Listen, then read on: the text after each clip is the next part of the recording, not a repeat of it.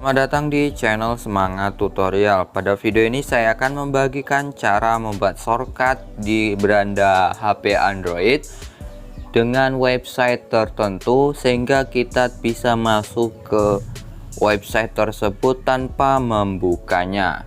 Ya, misalnya di sini saya akan membuat dashboard channel YouTube yang ini.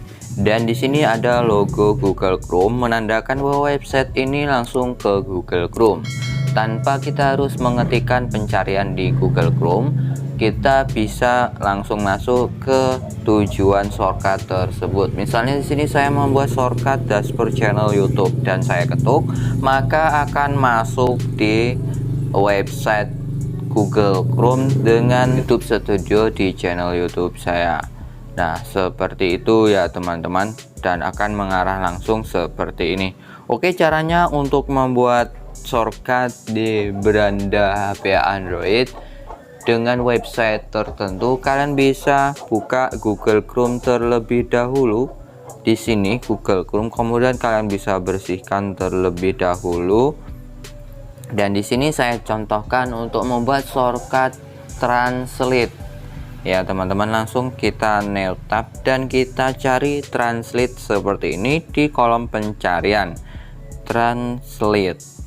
Kemudian kalian klik dan di sini muncul translate. Nah, ketika kita membuat shortcut di beranda HP Android kita tidak perlu masuk ke Google Chrome. Kita hanya perlu mengeklik shortcut tersebut, maka akan masuk ke website translate tersebut.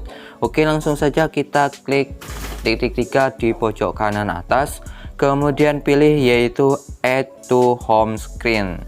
Klik yang ini ya teman-teman. Kemudian di sini teman-teman pilih add seperti itu, kemudian pilih tambah. Maka shortcut translate sudah berhasil kita buat, dan ketika kita hapus buang seperti ini, dan kita bisa membukanya di shortcut HP Android kita dengan website Google Chrome. Di sini sudah muncul ya teman-teman. Ini sudah ada. Kita tinggal mengetiknya, maka akan masuk ke transit di penelusuran Google Chrome. Seperti itu teman-teman, langsung masuk ke translate tanpa kita membuka Google Chrome terlebih dahulu. Oke, dan cara menghapusnya sangat mudah sekali. Kalian hanya perlu menekan lama di shortcut yang ingin kalian hapus, kemudian pilih hapus seperti ini. Oke, semoga bermanfaat. Jika kalian suka video ini, silahkan like dan subscribe serta nyalakan lonceng notifikasinya agar tidak ketinggalan video terbaru dari Semangat Tutorial.